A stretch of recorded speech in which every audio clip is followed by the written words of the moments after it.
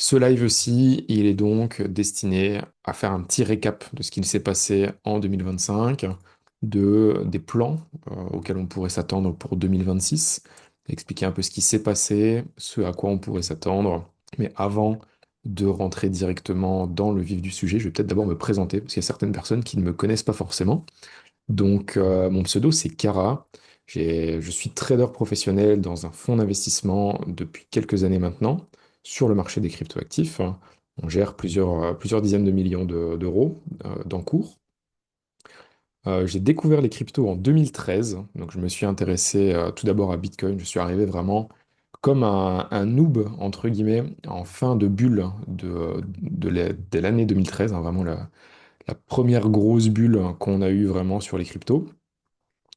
J'ai assez vite quitté le navire, entre guillemets, pour réentendre parler de Bitcoin par la suite en 2016-2017. Et c'est là vraiment que les cryptos et Bitcoin n'ont plus jamais vraiment quitté ma vie.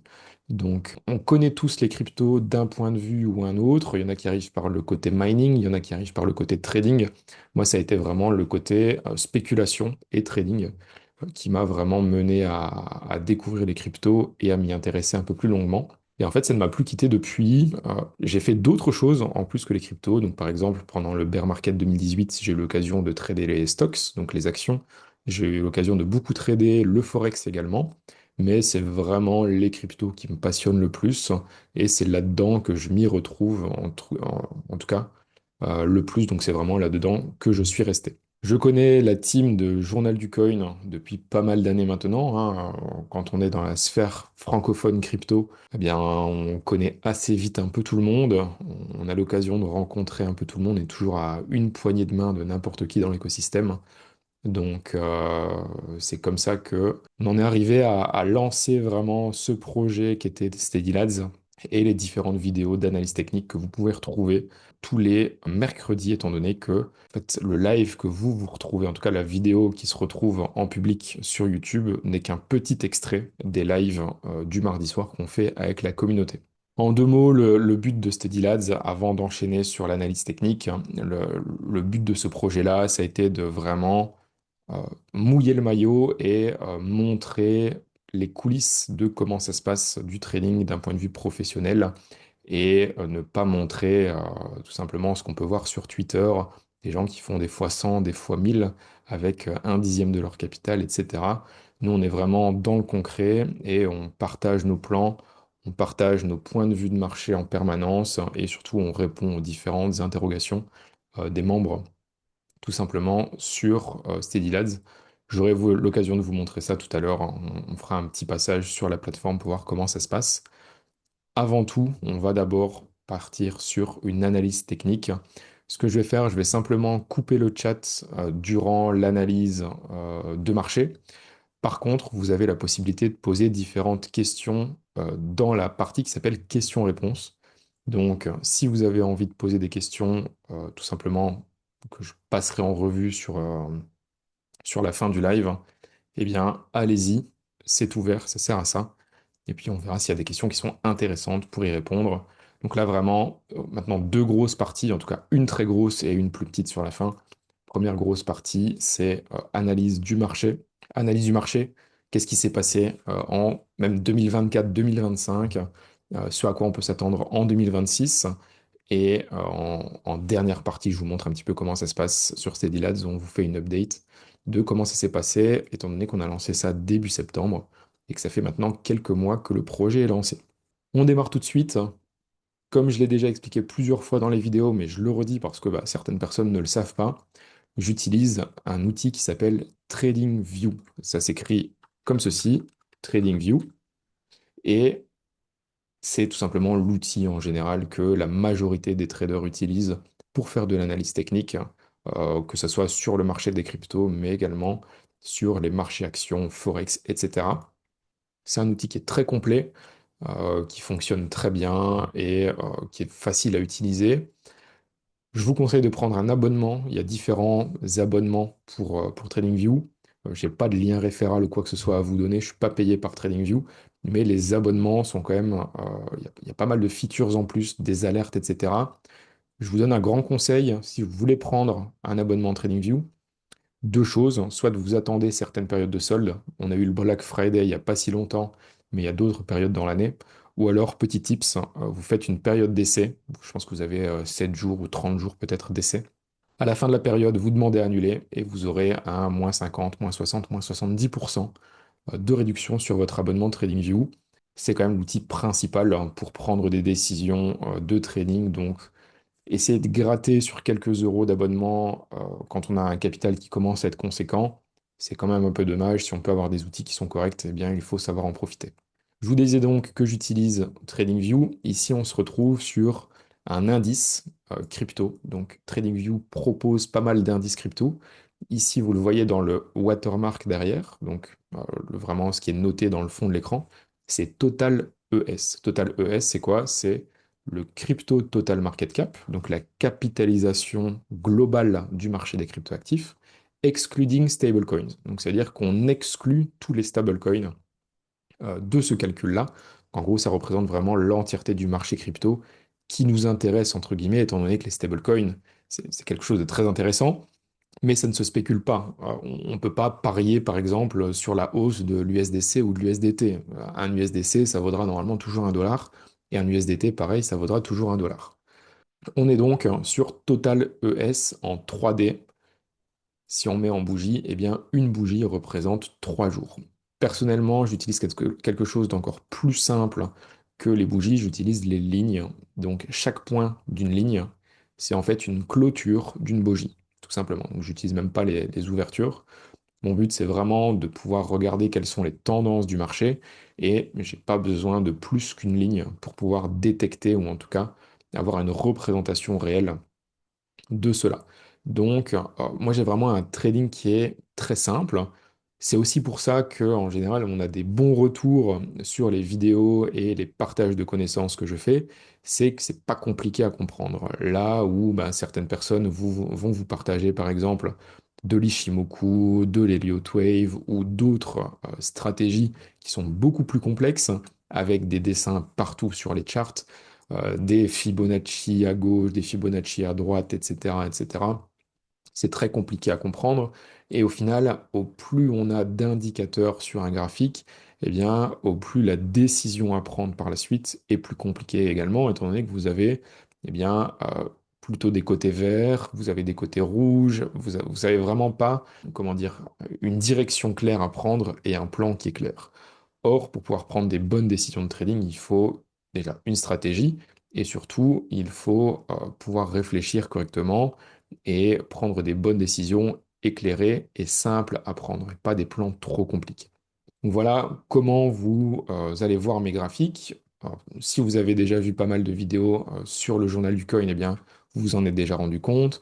Moi, j'utilise principalement des horizontales et on pourrait même qualifier ça de box, donc des boîtes parce que le marché bouge dans deux situations différentes.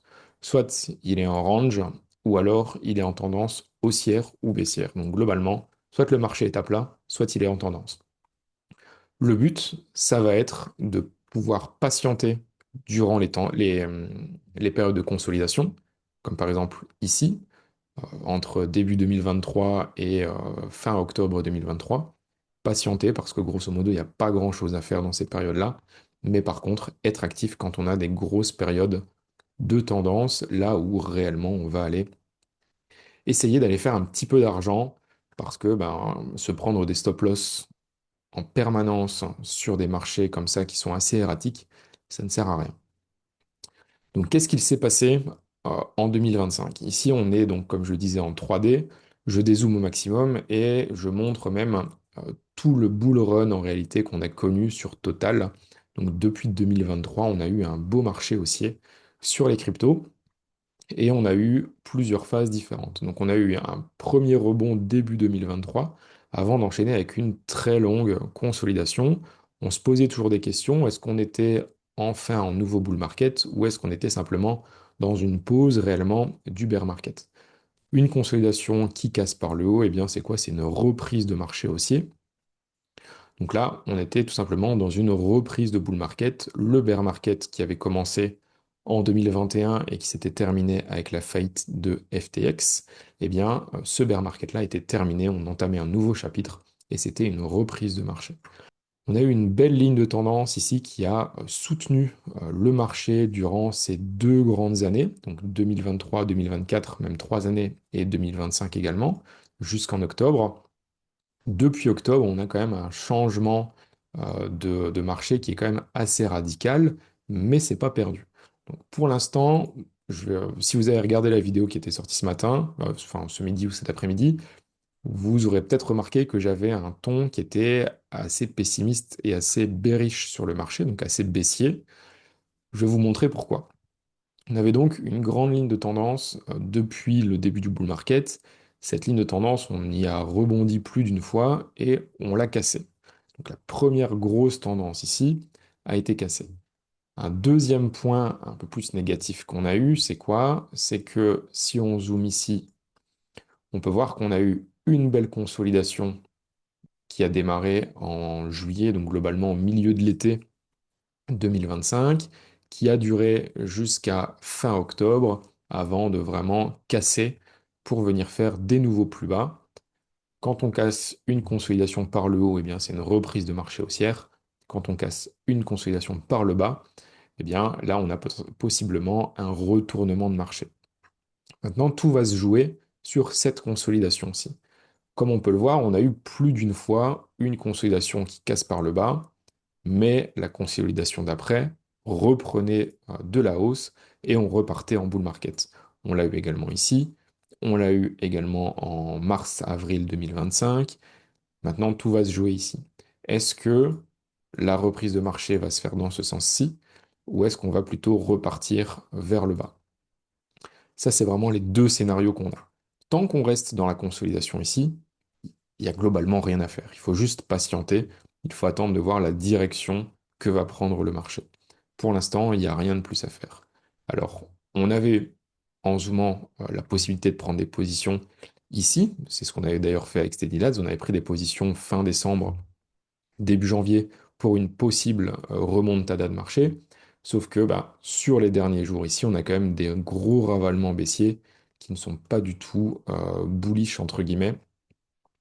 C'est pas du tout très appréciable sur le marché, c'est pas ce qu'on a envie de voir non plus pour une reprise de marché qui est plutôt haussière. Ça, c'était vraiment pour Total. Si on va sur Bitcoin et qu'on dézoome vraiment encore plus et qu'on regarde depuis Inception, on peut voir que les différents marchés haussiers qu'on a eus et les différents bear markets, eh bien, c'était assez cyclique. Dans les bear markets, bon, je vais pas prendre le premier qui était peut-être un peu extrême, mais dans les cas d'après, les consolidations, en tout cas les retracements, se situaient généralement entre moins 70 et moins 80%. Si on regarde en 2017-2018, on a eu une correction de moins 80%. Si on regarde ce qu'on a eu en 2019, on a eu une correction de moins 60. En 2022 jusqu'à début 2023, on a eu une correction de moins 75%. Ça veut dire qu'on a quand même certaines statistiques qui nous montrent que les retracements du marché crypto, en général, sont de l'ordre de, grosso modo, moins 70, moins 80% de retracement. Et en général, ça se fait sur plus ou moins un an. Donc si on regarde 2017-2018 ici, ça s'est fait sur un an. Si on regarde 2022, ça s'est fait sur un an également. Donc ici, on pourrait imaginer un retracement à moins 70, moins 75% en un an. Voici ce que ça donnerait. Ça voudrait dire qu'on viendrait chercher ce prix-là, qui serait la zone des 30 000 dollars en octobre 2026, tout simplement. Je ne suis pas occupé de vous dire qu'on va aller chercher cela. Je ne fais pas de prédiction. Tout ce que je vois, c'est que selon les statistiques précédentes, eh bien, les possibilités pour qu'un scénario comme celui-là se déroule ne sont absolument pas nulles. Donc ça, il faut simplement pouvoir l'intégrer et le comprendre. Maintenant, moi, je serais très heureux que on ne fasse pas un nouveau bear market, mais qu'en réalité, ceci, ça soit tout simplement une consolidation et qu'on reparte vers des nouveaux plus hauts pour aller chercher les 150, 200, 300 500 000 dollars peut-être. Je ne décide rien, je ne lis pas l'avenir, je ne sais pas ce que le marché va faire, mais par contre, j'ai la possibilité de me placer en fonction des réactions du marché, et c'est vraiment ça qu'on partage dans Steadylands. Pourquoi est-ce que c'est toujours possible qu'on soit en bull market, hein, malgré ce que je viens de vous dire, donc malgré ce que je viens de vous montrer par exemple sur Total ici, où on a une cassure de la ligne de tendance, on a une cassure de la consolidation par le bas, etc. On a plein d'éléments qui sont baissiers. À l'inverse, on a aussi des éléments qui sont pas mauvais. Donc, un des premiers éléments, c'est que si on regarde depuis le bull market 2023, eh bien, les différentes consolidations qu'on a pu connaître, elles sont en général de l'ordre d'une trentaine de pourcents. Bon, ici, on a eu 20%. Ici, on a eu 25% sur les clôtures, hein, mais si on se met sur les mèches, on peut voir qu'on a été chercher jusqu'à moins 31. Sur la consolidation ici, on a été chercher moins 26, mais encore une fois, si on se met sur les mèches, on peut aller chercher moins 30. Et actuellement, la consolidation qu'on connaît, eh bien, on a été chercher moins 35%. Donc globalement, on est de l'ordre d'une trentaine de pourcents dans les différentes consolidations. Donc on en a eu une, deux, trois jusqu'à maintenant. Si on va voir dans les marchés haussiers précédents, comme on l'a connu en 2017 ou en 2021, eh bien on connaît des retracements de l'ordre de 30, 35%, 40% parfois. C'est pas du tout étonnant dans un marché haussier. Donc ici, peut-être qu'on est simplement dans un retracement. Un deuxième point intéressant, c'est que si on regarde un petit peu tout ce qui va être support et résistance, bah, on peut voir qu'on s'arrête parfaitement sur le retest de la consolidation qu'on a connue en mars-avril. En fait, ici, on est occupé de transformer ce qui était précédemment une résistance en support. Transformer une résistance en support, c'est quelque chose qui est quand même assez positif pour le marché. Voilà, on a plein de signaux qui sont un peu mixtes, parce qu'on a des signaux haussiers, on a des signaux baissiers. On est un peu assis entre deux chaises. Ce qui va vraiment être important, ça va être de voir quelle va être la résolution de cette consolidation ici. Vous l'aurez remarqué, ici on est en 3D, donc on dézoome quand même fortement. T'es pas occupé de faire du trading en 5 minutes, en 1 heure ou en 4 heures. Ça ne sert à rien. Faire du trading en 1 heure ou en 4 heures, surtout quand c'est pas son métier H24, ça ne sert à rien, d'autant plus quand on n'est pas dans une période de tendance et une période volatile. Ici, on est dans une période où on est dans du range, ça monte, ça descend, c'est erratique. Il n'y a aucun intérêt à aller passer son temps en 1 heure, en 4 heures, à essayer de faire des trades très rapides et de prendre des grosses positions. C'est pas du tout l'intérêt. Un point négatif aussi qu'on avait eu pour relancer un petit peu cette partie baissière, c'est qu'on était venu chercher la liquidité au-dessus ici du point précédent du 11 août, donc le point haut. On était venu chercher la liquidité avant de vraiment repartir vers le bas. Et un dernier point aussi, on a une grosse ressemblance quand même entre ce qui se passe ici, donc une grosse baisse, hein, une consolidation avec un plus haut, mais au final un ravalement et un retour vraiment dans la consolidation. C'est ce qu'on avait eu également ici, en 2022, où on avait eu une première baisse, une consolidation, une sortie de consolidation, avant de réintégrer la consolidation et de venir vraiment s'écraser pour terminer le marché baissier tout simplement jusqu'à la fin 2022. Donc voilà les différents éléments pour Bitcoin.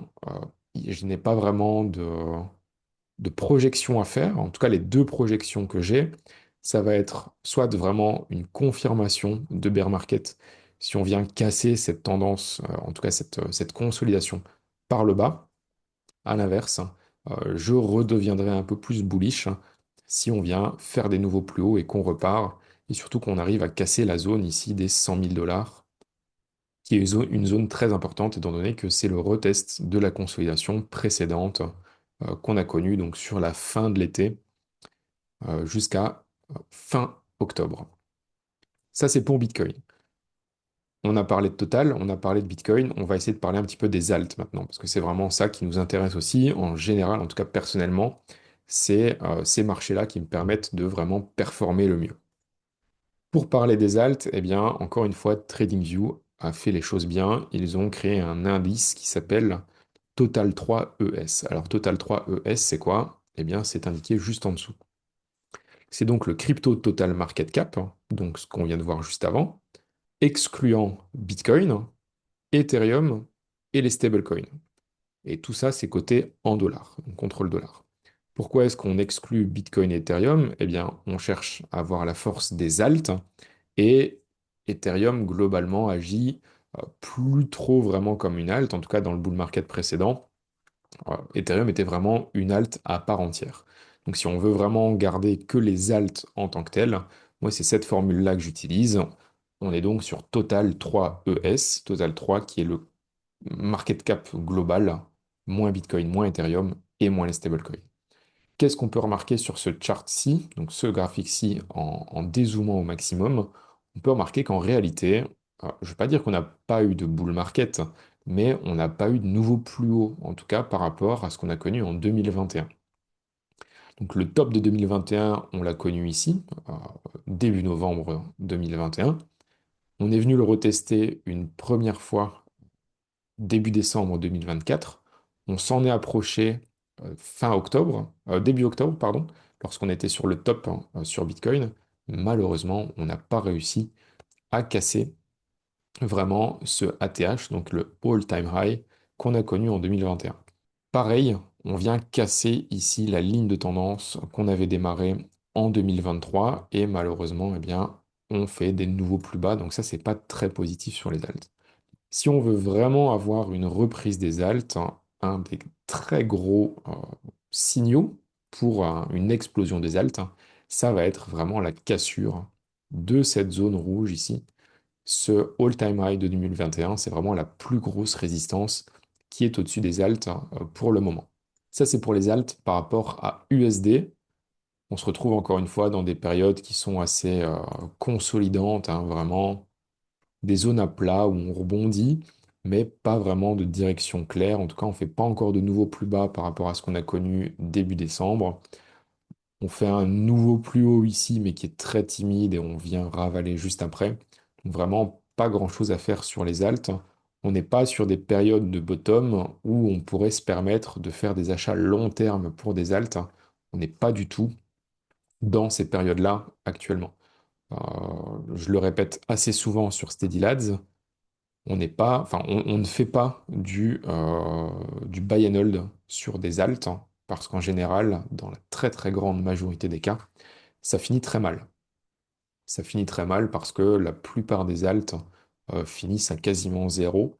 On pourra passer dessus juste après, mais il y a très peu d'alts hein, sur lesquels faire du buy and hold, eh bien, ça paye. On va le voir ici avec Total 3 ES-BTC. Donc Total 3 ES-BTC, c'est quoi? C'est la même chose que Total 3 ES, mais coté en BTC. Ça veut dire qu'on compare la force des alts par rapport à Bitcoin. Et ce qu'on remarque, c'est que par rapport à Bitcoin, depuis 2021, les alts, eh bien, elles sont en marché baissier. Ça commence en haut à gauche, ça termine en bas à droite. On appelle ça un bear market, ou en tout cas un marché baissier. Donc ça veut dire que l'appétit des investisseurs pour les alts n'est pas présent depuis 2021. On a eu quelques rebonds. Si on regarde, hein, ici, on a eu des rebonds. On a eu différents rebonds. On en a eu un plus récemment au début de l'été. Mais ça reste des rebonds qui sont passagers et ça reste des rebonds dans une tendance globale baissière. Donc c'est des rebonds haussiers, on appelle ça des rallyes haussiers, dans des tendances baissières plus globales. Alors, il y a toujours moyen de faire de l'argent, en effet, sur ces périodes-là, ces périodes de hausse des alts, mais par contre, on est loin des périodes d'euphorie qu'on a pu connaître en 2017 ou qu'on a pu connaître plus récemment en 2021. Si vous êtes là depuis quelques mois, quelques années quand même sur le marché, vous aurez remarqué on n'a pas d'alt season. On n'a pas vraiment eu d'alt season, d'explosion des alts depuis assez longtemps. Donc, bah, tout simplement, il faut patienter que ce grand graphique ici, eh bien, se retourne. En fait, vous avez deux choix. Soit de vous patienter, soit de vous perdrez de l'argent. Donc, ça, c'est après à vous, entre guillemets, de décider. Est-ce que vous souhaitez garder votre capital pour le jour où ça se retourne, essayer vraiment d'aller pouvoir choper des multiples x5, x10, x20, c'est des choses qui se sont passées réellement? Ou est-ce que vous souhaitez quand même faire ce qu'on pourrait appeler du gambling, hein, de parier et essayer d'aller acheter le point bas extrême du marché sans aucune certitude et sans aucun plan? Si on prend par exemple des charts comme Atom, eh bien on peut se rendre compte que depuis le top qu'on a connu en 2021, on est à moins 95%. Si vous aviez investi à 1000 euros là-dessus, eh bien il vous en restera plus beaucoup, peut-être de quoi manger un resto et encore. Donc c'est pas vraiment des bons investissements. C'est pour ça que je ne recommande jamais de faire du buy and hold sur les alts. En tout cas, tant que ce graphique-ci ne se sera pas retourné. Alors, qu'est-ce qu'on va attendre pour pouvoir rentrer sur les alts? Eh bien, on va attendre déjà une cassure de cette trendline rouge ici, et surtout une tendance haussière, une reprise de tendance haussière. Et une tendance haussière, c'est quoi? La définition d'une tendance haussière, ce sont des points hauts qui sont toujours plus hauts et des points bas qui sont toujours plus bas, plus hauts, pardon, également. Ça, c'est la définition d'une tendance haussière. L'inverse, eh bien, c'est une tendance baissière. Et une tendance baissière, on va pouvoir le montrer sur le graphique, c'est quoi? Ce sont des points hauts qui sont toujours plus bas et des points bas qui sont toujours plus bas également. Ça, c'est la définition d'une tendance baissière. Donc nous, ce qu'on aimerait voir, c'est peut-être faire un premier point bas plus haut que le précédent ici, où on aurait un retournement pour aller rechercher un point haut d'après, hop, et continuer un enchaînement comme ceci de tendance haussière. Et c'est là vraiment qu'on aurait des multiples à faire sur les alts, tout simplement. Ça paraît simple, hein. C'est facile à dire, c'est facile à expliquer. À mettre en application, c'est un peu plus compliqué. C'est pour ça que je suis là pour, entre guillemets, partager mon expérience, hein, et mes connaissances là-dessus. En tout cas, vous partagez les choses par lesquelles je suis déjà passé par le passé.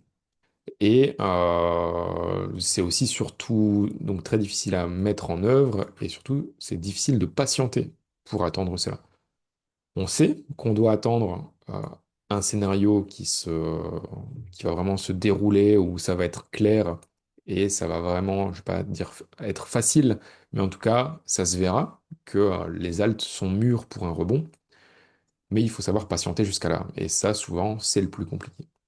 Si on passe maintenant sur Total ES moins BTC.D, donc ici on est sur allez, la dominance de Bitcoin, pardon, le Total ES, donc on est sur le crypto market cap global, là, sauf les stablecoins, donc l'ensemble des cryptos, moins la dominance de Bitcoin, donc on est globalement sur la même chose qu'on vient de présenter juste avant, ce sont les alts, hein, la dominance des alts dans le marché.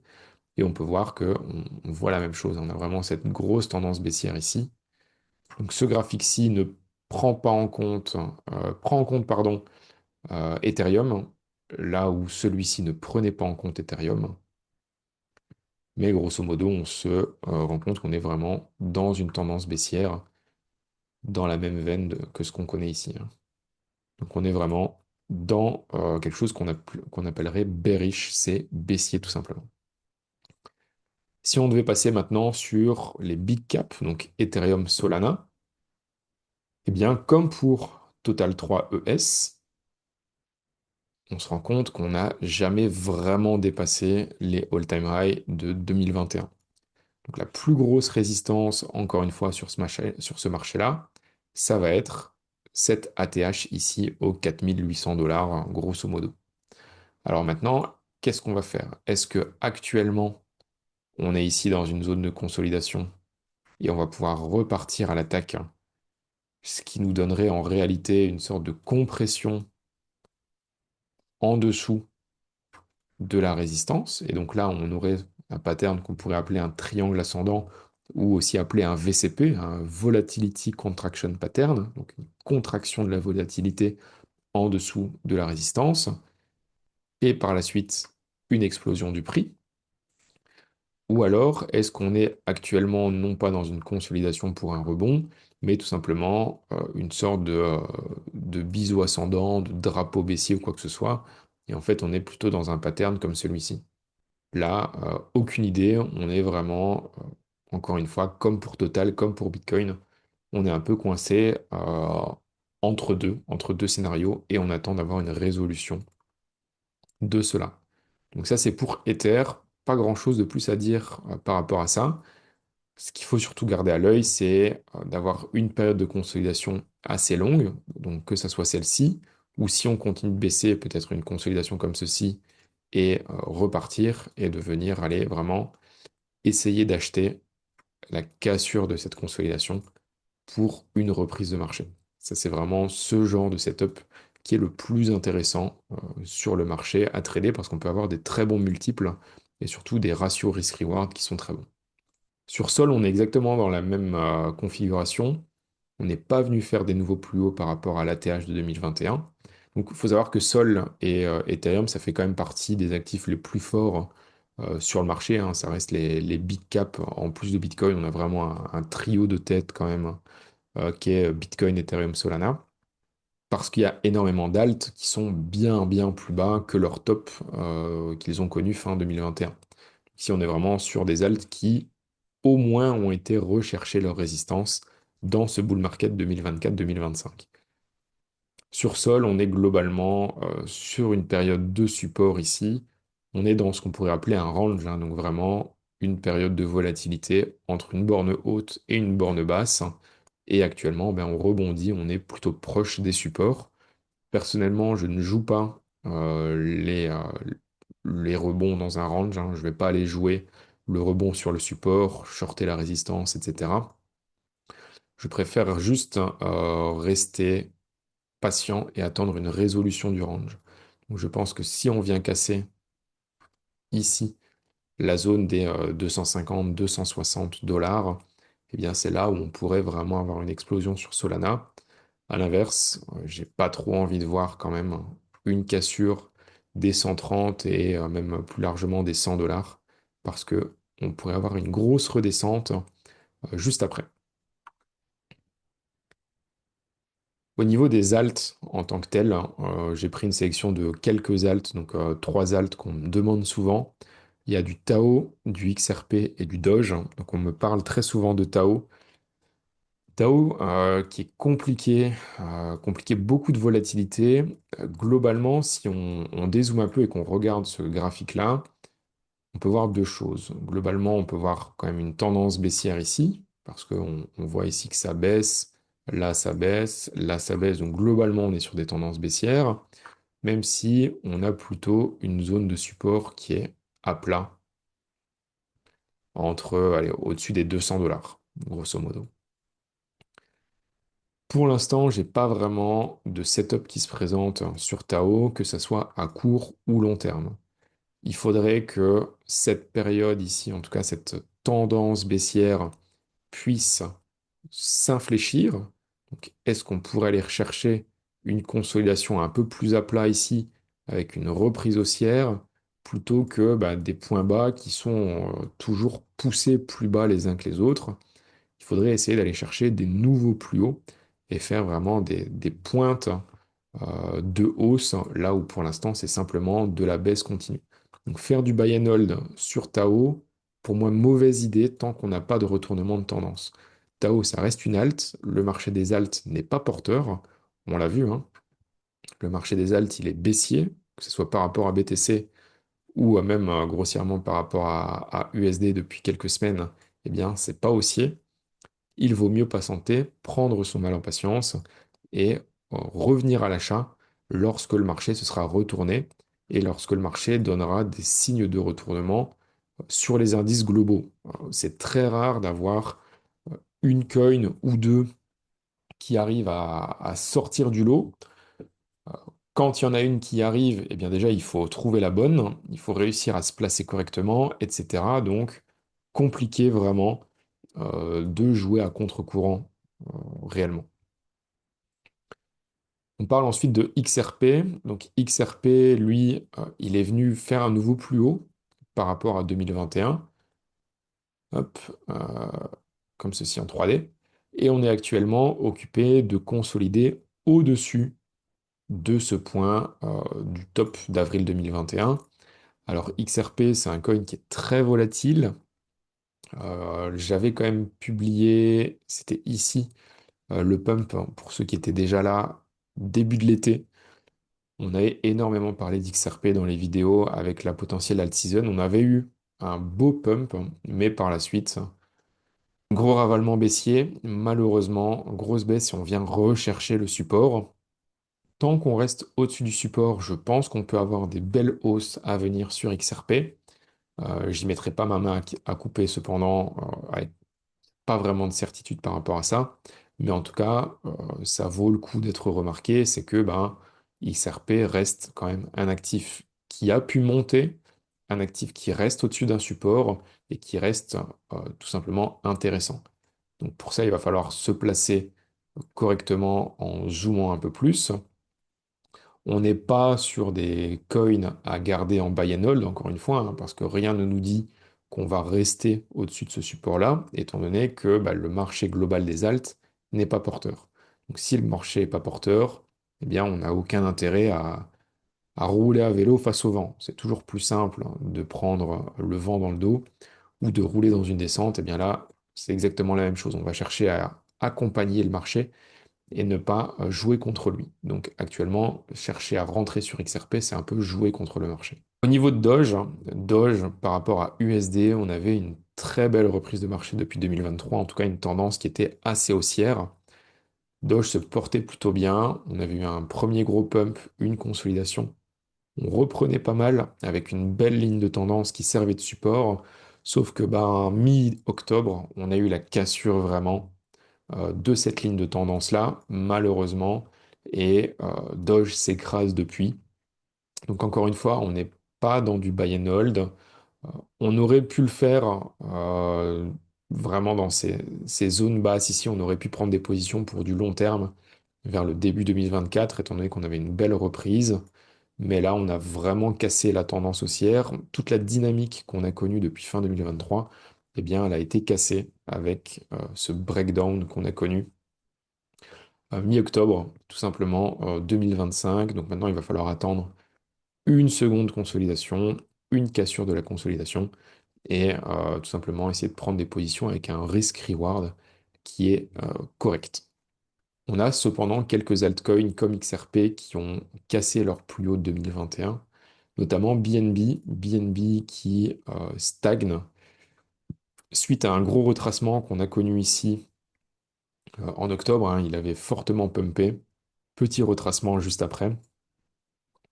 Pour l'instant, il n'est pas extrêmement fort, mais par contre, ce qui m'intéresse pas mal, c'est BNB BTC, qui lui est entre deux bornes. Donc là, on a vraiment une très belle consolidation sur BNB BTC.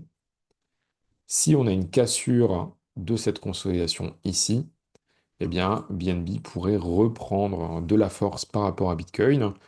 Attention que reprendre de la force par rapport à Bitcoin, euh, en USD, ça peut signifier deux choses. On pourrait très bien avoir un BNB USD qui baisse et un BNB BTC qui monte. Ça voudrait simplement dire que BNB est plus fort que Bitcoin et qu'il baisse moins en USD que Bitcoin. Donc c'est pas parce que BNB BTC est haussier qu'il faut absolument se ruer dessus. Il faut regarder BNB BTC pour voir sa force relative par rapport à Bitcoin, mais il faut également regarder BNB USD pour savoir, ok, est-ce que par rapport à l'USD, je vais gagner de l'argent ou non. Et enfin, XMR, Monero, j'en parlais il n'y a pas si longtemps, notamment sur Twitter. Pour ceux qui veulent me suivre, je ne publie pas énormément, il faudrait que je publie un peu plus. Mais mon Twitter, c'est Kara. Vous pourrez me retrouver assez facilement. Je pense que le Twitter de Journal du Coin avait republié certains de mes posts. J'avais partagé cela également sur Steady Lads, où j'avais dit, bah voilà, on a une résistance à 500 $. On est venu la taper une première fois en 2018, on est venu la taper une deuxième fois en 2021, et actuellement on est occupé de la retaper, et surtout on est proche de la casser. Donc ça, c'était surtout très important. Et ça ressemblait en fait très fortement, si vous regardez ceci, vous avez bien cela en tête,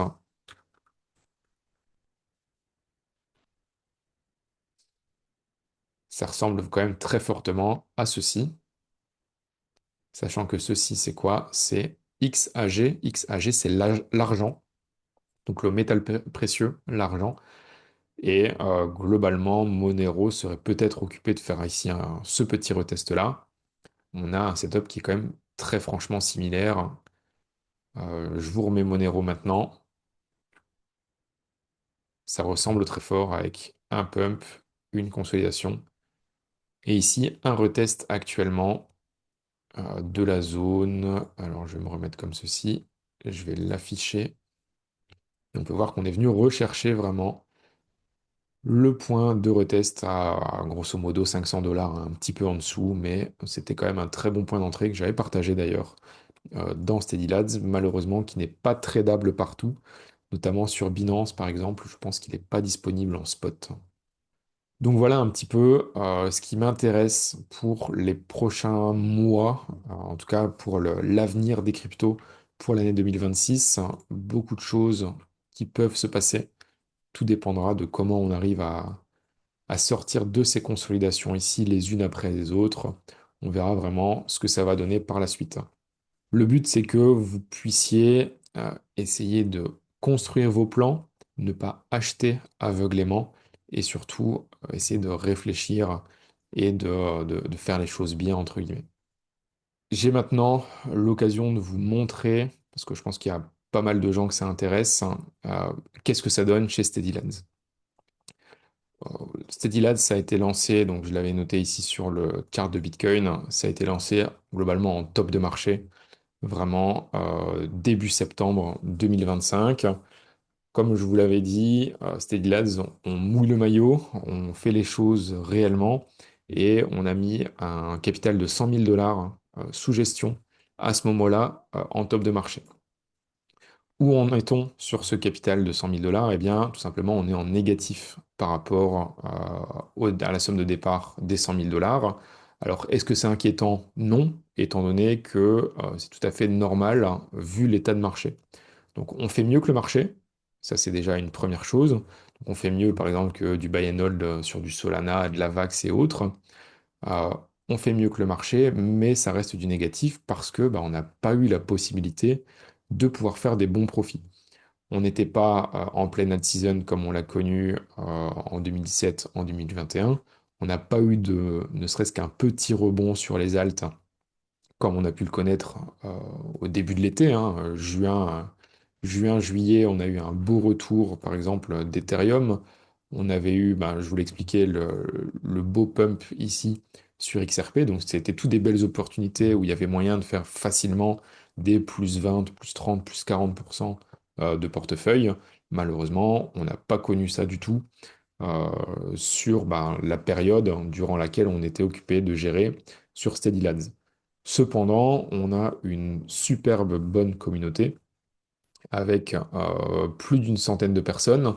Donc ça peut sembler peu et ça peut sembler beaucoup. Le but vraiment qui est recherché sur ces liens, c'est pouvoir avoir des interactions entre nous et bah, notamment avec moi également. Moi, je peux vous partager mes analyses. Il y a des analyses qui sont postées chaque semaine.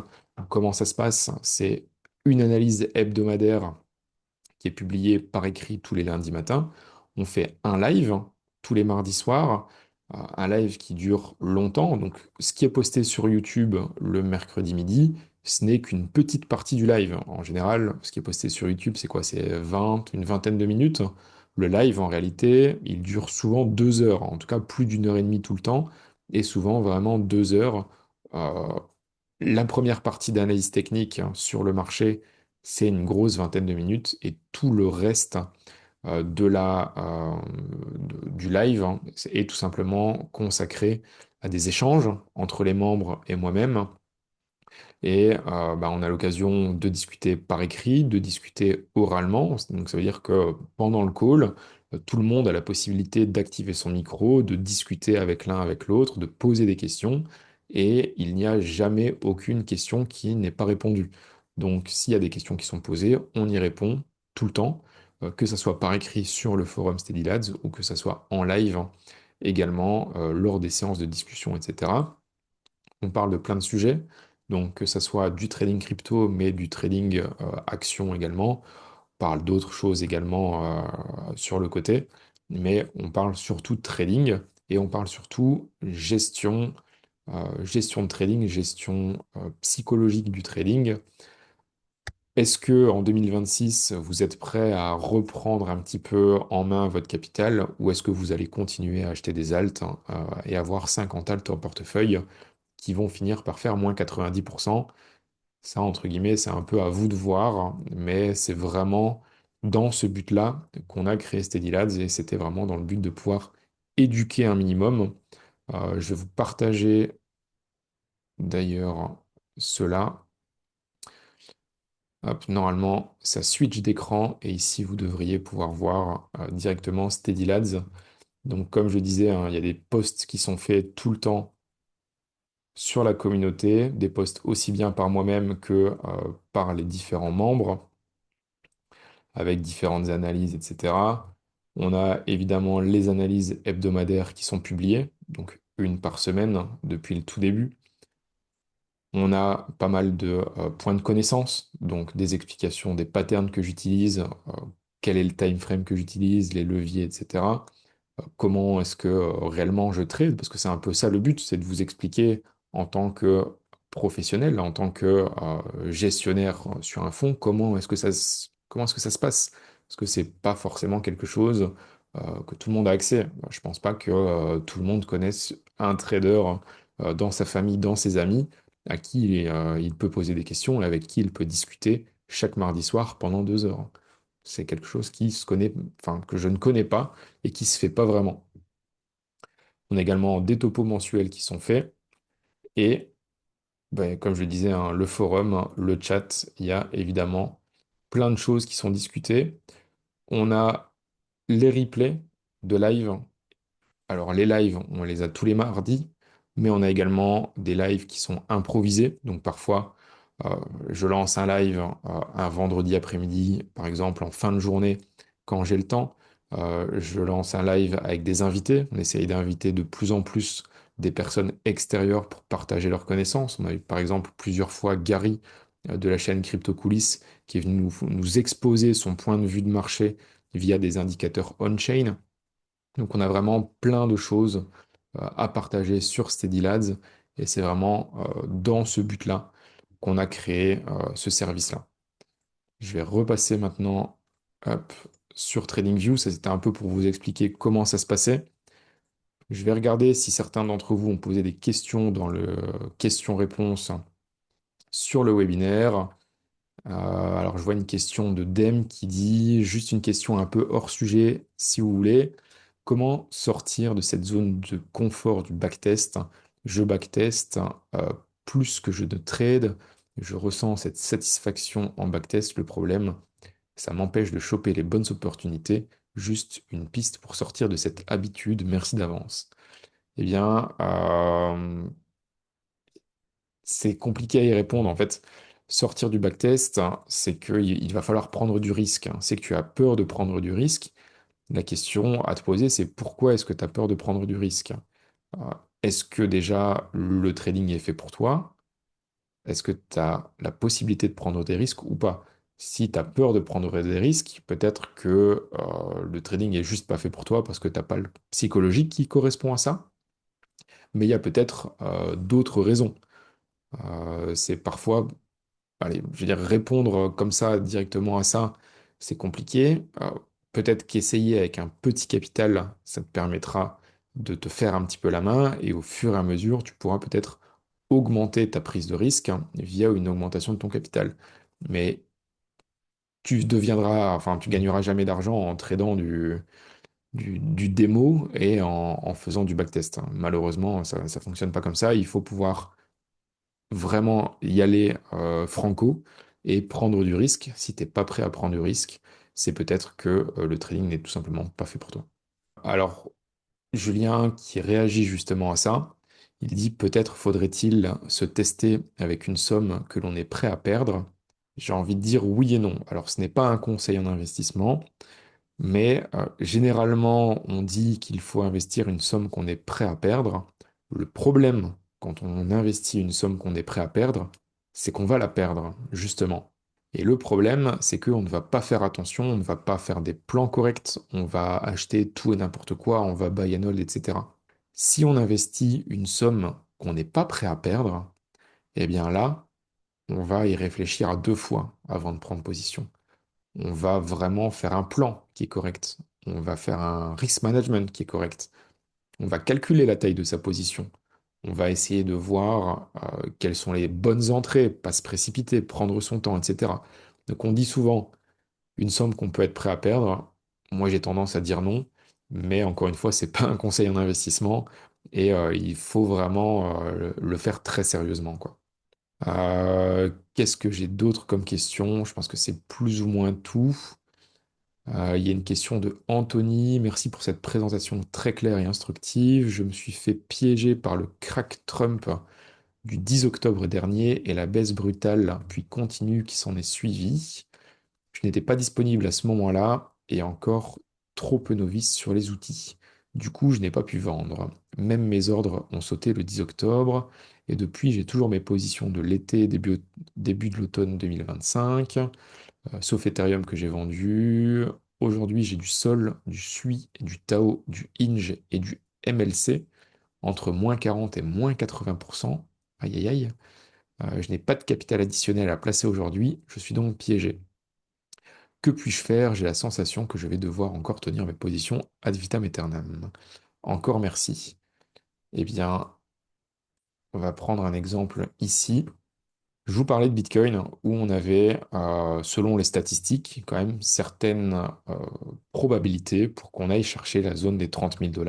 Encore une fois, si on se base sur les statistiques, je ne dis pas qu'on va aller là-bas, mais statistiquement, il y a des chances pour qu'on aille chercher les 30 000 $ après quelques mois, voire un an ou deux. Imagine que tu étais rentré en position ici au top, vers les 100 000, les 120 000 $ et tu es toujours en train de buy and hold à 90 000 $. Et que tu te dis, ouais, j'ai déjà perdu 25% sur mon capital, c'est beaucoup trop, qu'est-ce que je fais? Je peux pas accepter ma perte, etc. Imagine qu'on fasse ceci et qu'on aille rechercher cette zone des 30 000 $, qui est statistiquement possible, hein. C'est possible qu'on aille chercher ça, étant donné que on l'a déjà fait plus d'une fois. Et bien au final, si on va chercher cette zone-là, tu serais très content de revendre à 90 000 $. Donc il faut essayer de relativiser, de dézoomer et de se dire que prendre une perte, bah, c'est pas fatal. Et parfois, vaut mieux prendre une perte que de garder, garder et garder ses positions éternellement. Parce qu'en fait, votre capital, si vous le perdez totalement, eh bien, vous ne pouvez plus travailler avec. Un trader qui a plus de capital, c'est un taximan qui a plus de taxi, qui a plus de voiture. Il a plus son outil de travail. Donc, la chose la plus importante à faire dans le trading, c'est tout simplement de pouvoir garder son outil de travail et de préserver son capital. Si vous avez perdu 20 ou 30% de capital depuis le top de marché et que vous devez prendre votre perte maintenant, bah c'est pas trop grave, étant donné que vous aurez encore largement les opportunités de vous refaire par la suite. Voilà un petit peu tout ce qu'on peut dire sur le marché jusqu'à présent. Ce genre de conseils-là, ce genre d'explications, c'est exactement ce dont je parle dans Steadylands.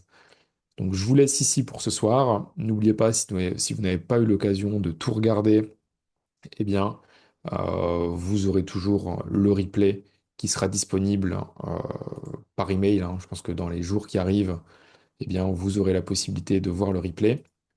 Je vous souhaite à tous une très bonne soirée. J'ai réactivé le chat 2 petites minutes si vous avez peut-être des questions ou autres. Mais sinon, je pense que on peut se laisser ici. Louis, je vois une question où tu dis c'est un live tous les mardis. Oui, en effet. J'avais pas vu ta question, mais oui, en effet, sur Steady Lads, on fait un live tous les mardis soirs, globalement entre 20 h et 22 h, tous les mardis. Eh bien, on se retrouve directement sur Steady Lads. Si ça vous intéresse, n'hésitez pas. On se retrouve de l'autre côté, on se retrouve là-bas pour discuter un peu plus en privé. Je souhaite à tous une très bonne soirée, merci pour votre présence et à bientôt peut-être. Ciao, ciao.